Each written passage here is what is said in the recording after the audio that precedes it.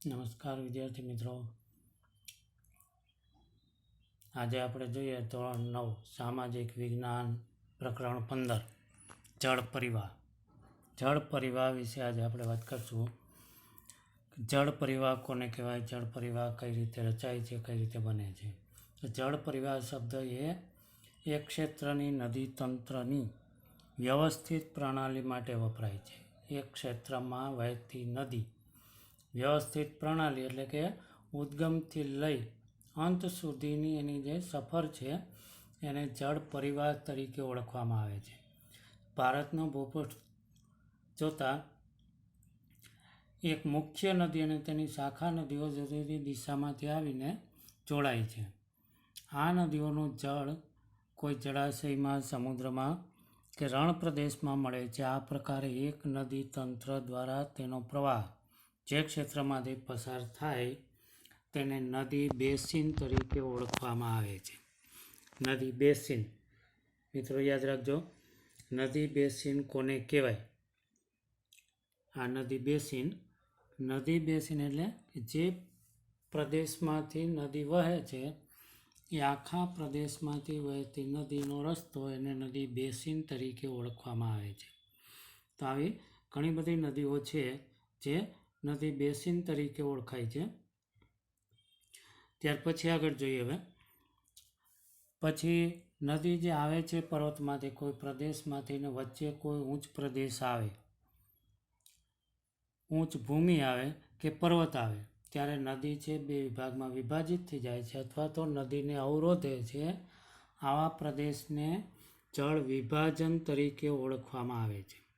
એને જળ વિભાજન. તો આવો પ્રશ્ન પણ આવશે, જળ વિભાજન કોને કહેવાય? તો નદી પ્રવાહની વચ્ચે આવતો ઊંચ પ્રદેશ કે પર્વત જે નદીના પ્રવાહને રોકે છે તેને જળ વિભાજન તરીકે ઓળખવામાં આવે છે. જ્યાંથી નદી છે એ જુદા જુદા વિભાગમાં વિભાજિત થઈ જાય. અહીંયા બતાવે છે જળ પ્રવાહ એટલે કે એક સામાન્ય પ્રવાહ છે અને બીજું આ એ અને બી બંને બતાવ્યું છે.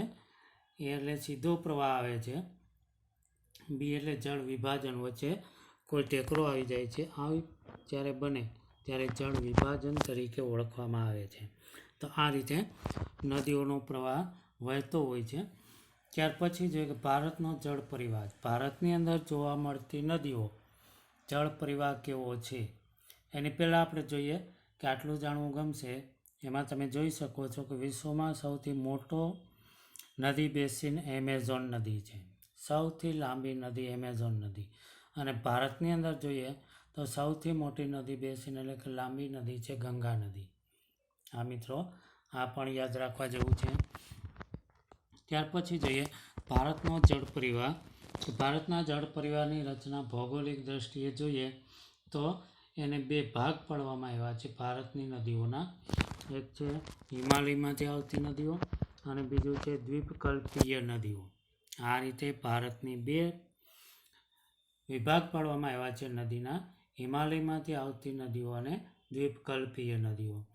તો આપણે એની વિશેષતા જોઈએ કે હિમાલયમાંથી આવતી નદીઓ ખાસ કરીને 12 માસ પાણી આપે છે અને હિમાલયની નદી અને દ્વીપકલ્પી નદીઓ વચ્ચે ઘણો મોટો તફાવત છે. તો મિત્રો એ પણ યાદ રાખવાનું છે આપણે, હિમાલયની નદીઓ અને દ્વીપકલ્પીય નદીઓ વચ્ચેનો તફાવત પરીક્ષામાં પૂછાય એવો પ્રશ્ન છે. બંને વચ્ચેનો તફાવત શું? તો પહેલો મુદ્દો આવશે કે હિમાલયમાંથી આવતી નદીઓ છે એમાં જળ જથ્થો વધારે હોય છે, એનું બેસિન ક્ષેત્ર લાંબુ હોય છે. પછી વર્ષમાં 2 વખત પૂર આવે છે, એક વખત ચોમાસામાં અને બીજી વખત ઉનાળામાં બરફ પીગળવાના કારણે તેમાં પૂર આવે છે. આ રીતે હિમાલયની નદીઓ છે એ લાંબો બેસિન ધરાવે છે, જળ જથ્થો વધારે છે, 2 વખત પૂર આવે છે. આ એની વિશેષતા છે. પછી જોઈએ કે હિમાલયની નદીઓ કઈ કઈ? તો સિંધુ, બ્રહ્મપુત્રા, ગંગા વગેરે હિમાલયમાંથી નીકળતી નદીઓ છે અને પોતાની સાથે પુષ્કળ કાંપ લઈ આવે છે અને કાંપના મેદાનો પણ બનાવે છે. આ હિમાલયની નદીઓની વિશેષતા છે અને ઉદ્ભવથી લઈ સમુદ્ર સુધી તે જાય છે ત્યારે આ નદીઓની 3 અવસ્થા દર્શાવવામાં આવી છે. જો બાજુમાં અહીંયા એક ચિત્ર બતાવ્યું છે, તમે જોઈ શકો છો કે આ નદીની 3 અવસ્થા બતાવી છે. 3 અવસ્થા છે. એમાં પ્રથમ છે ઉપરવાસ, જેને ઉપરવાસ તરીકે ઓળખવામાં આવે છે. બીજું છે હેઠવાસ, મધ્ય ભાગ, અને ત્રીજું હેઠવાસ. આ રીતે 3 અવસ્થામાં નદી વહે છે. તો આ અવસ્થા કઈ રીતે એ આગળ જોઈએ આપણે.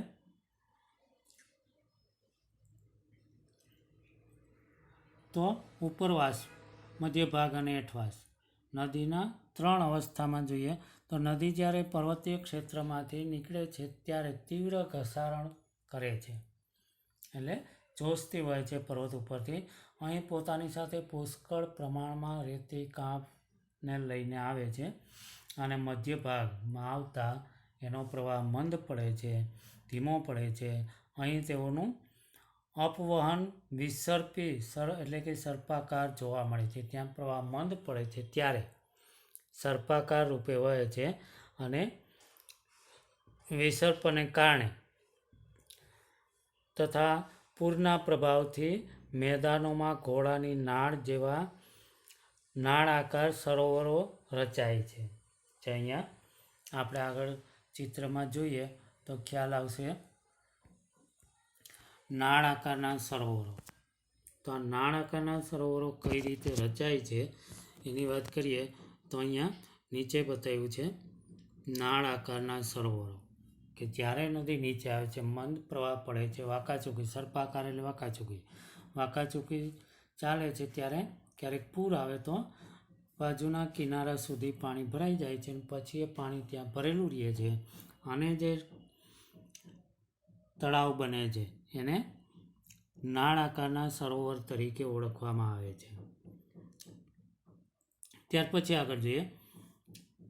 પછી આગળ નદી અનેક શાખાઓમાં વિભાજિત થઈ કાળક્રમે આ વિભાજિત ભાગ ત્રિકોણાકારની રચના કરે છે. અતિશય રસાળ ફળદ્રુપ મેદાનો બનાવે છે, જેને ડેલ્ટા તરીકે ઓળખવામાં આવે છે. મિત્રો આ પણ આપણે યાદ રાખવાનું છે. ડેલ્ટા કોને કહેવાય? ડેલ્ટા એટલે શું? નદી પોતાની સાથે પુષ્કળ પ્રમાણમાં કાંપ લઈ આવે છે, અને હેઠવાસમાં આવીને આ કાંપ પાથરે છે ત્રિકોણાકારમાં.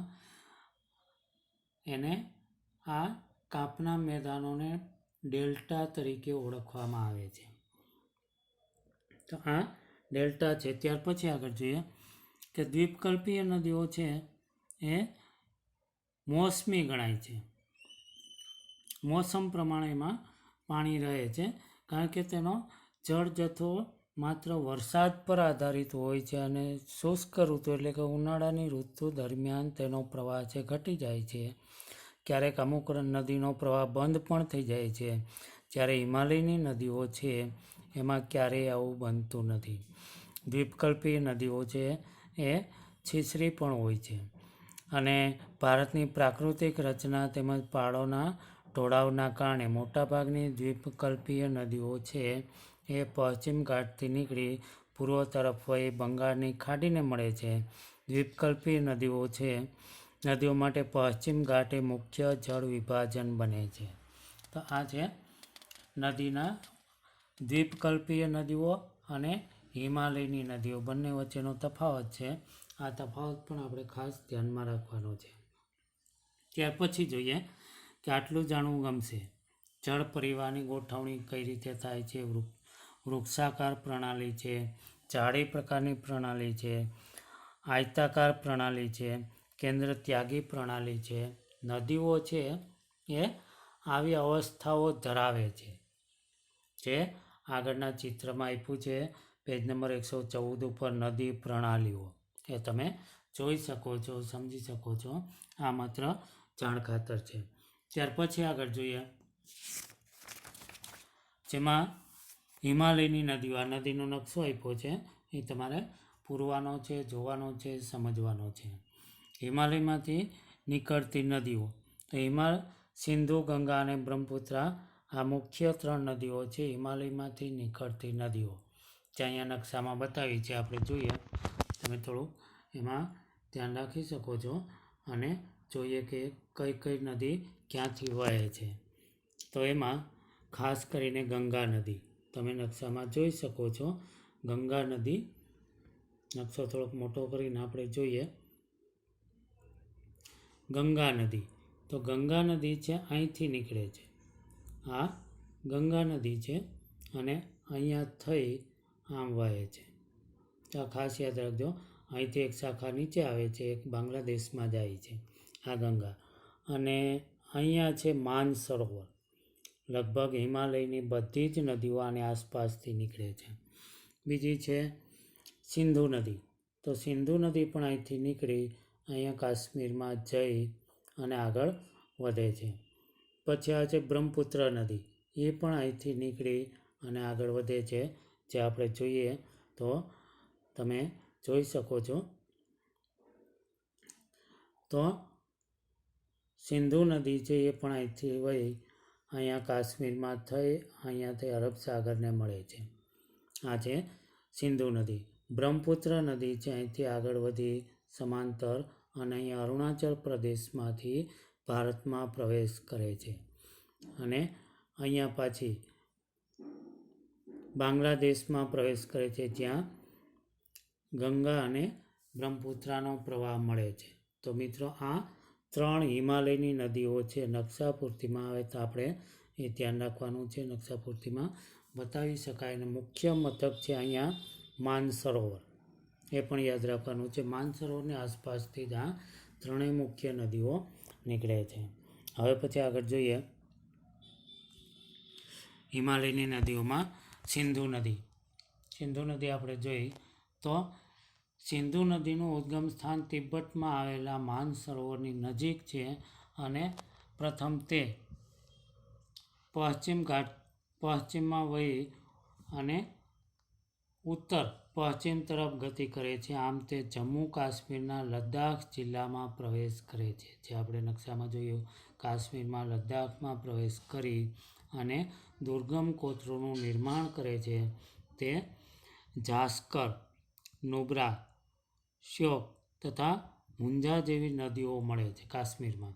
ત્યાર પછી સિંધુ નદી બાલ્ટિસ્તાન તથા ગિલગિટ ક્ષેત્રમાં વહી અટક આગળ પર્વતીય ક્ષેત્રમાંથી બહાર નીકળે અને એને બીજી નદીઓ મળે છે. પંજાબની 5 નદીઓ જે સતલુજ, બિયાસ, રાવી, ચિનાબ, ઝેલમ મળે છે.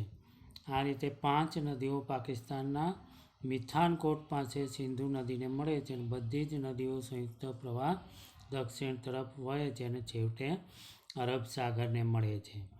અને મેદાની પ્રદેશમાં મંદ પ્રવાહ વહે છે. આ નદી બેસિનનો ત્રીજો ભાગ છે. ભારતના જમ્મુ કાશ્મીરમાં પર્વતીય ક્ષેત્રમાં આવેલો છે. ત્રીજા ભાગનો બેસિન આપણે ભારતમાં છે, કાશ્મીરમાં છે. આ છે સિંધુ નદી. સિંધુ નદી વિશે અહીં લખ્યું, સિંધુ નદીની લંબાઈ 2900 કિલોમીટર છે. સિંધુ નદીના પાણીની વહેંચણી માટે 1960માં ભારત પાકિસ્તાન વચ્ચે કરાર થયેલ છે અને એ પ્રમાણે ભારતે માત્ર ને માત્ર 20% પાણીનો જ ઉપયોગ આપણે કરવાનો છે સિંધુ નદીનો. આ એક જનરલ નોલેજ જેવા પ્રશ્નો છે મિત્રો.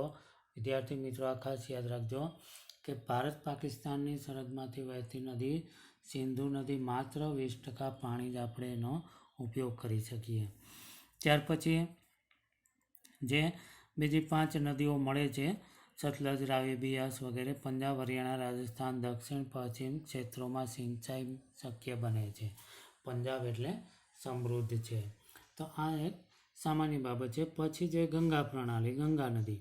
તો ગંગા નદી છે ગંગોત્રીમાંથી નીકળે છે. જે આપણે આગળ નકશામાં જોયું, કૈલાસ માનસરોવર ત્યાં ગંગોત્રી આવેલ છે. ગંગોત્રીમાંથી નીકળે છે અને ભાગીરથી, અલકનંદા, દેવપ્રયાગ ઉત્તરાખંડમાં પરસ્પર પહાડી પ્રદેશો છોડી ગંગા હરિદ્વાર આગળથી મેદાની પ્રદેશમાં વહે છે.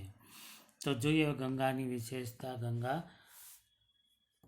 નદી વિશે. તો હિમાલયમાંથી આવતી અનેક નદીઓ ગંગાને મળે છે, જેમાંની મુખ્ય નદીઓ છે યમુના, ઘાઘરા અને ગંડક.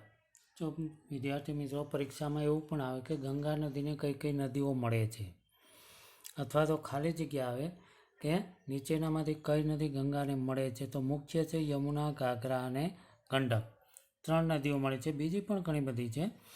તો યમનોત્રીમાંથી નીકળતી યમુના એ ગંગાની જમણી બાજુ વહી અને અલ્હાબાદમાં ગંગાને મળે છે. ગંડક અને કોશિન મૂળ નેપાળમાંથી આવે છે અને તે પણ ગંગાને મળે છે.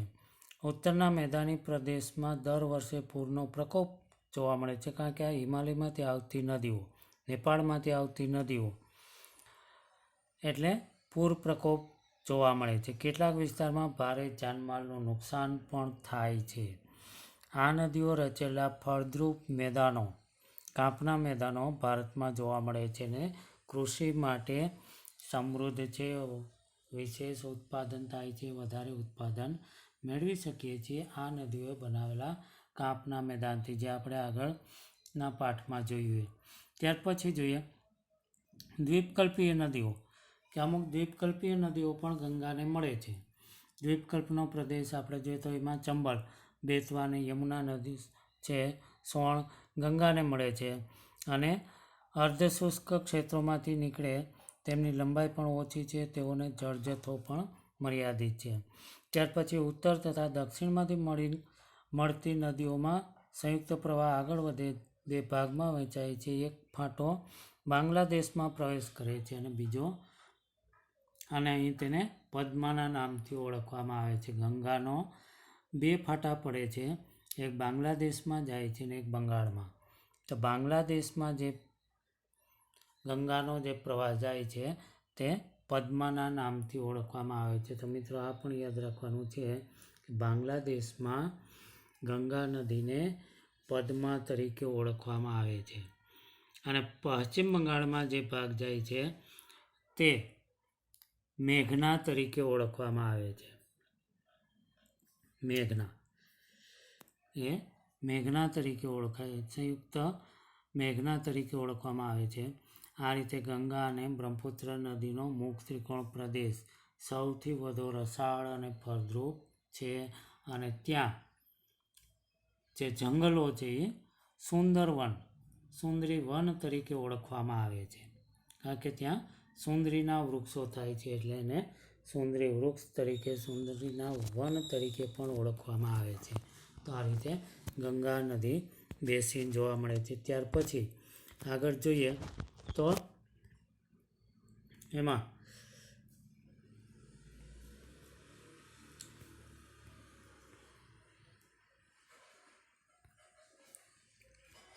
બ્રહ્મપુત્ર નદી, ત્યાર પછી આવશે બ્રહ્મપુત્ર નદી.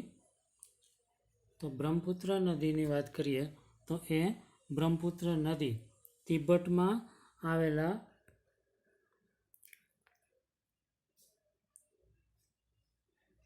બ્રહ્મપુત્ર નદી છે એ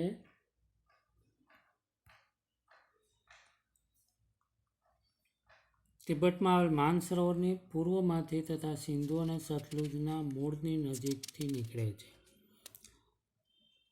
તેની વધુ પ્રવાહ લંબાઈ ભારતથી બહાર છે. આ નદી હિમાલયની શ્રેણીને સમાંતર પૂર્વમાં વહે છે અને નામચા બારવા પાસેથી અંગ્રેજી યુ આકારે વળાંક લઈ ભારતના અરુણાચલ પ્રદેશમાં પ્રવેશ કરે છે. અહીં તે દિહાંગના નામે ઓળખવામાં આવે છે. દિહાંગ, લોહિત અને કેનુલા જેવી શાખા નદીઓ મળીને અસમમાં બ્રહ્મપુત્ર તરીકે ઓળખાય છે. તો મિત્રો અહીંયા સુધી રાખશું. હવે પછી આગળના વિડીયોમાં આગળ જઈશું.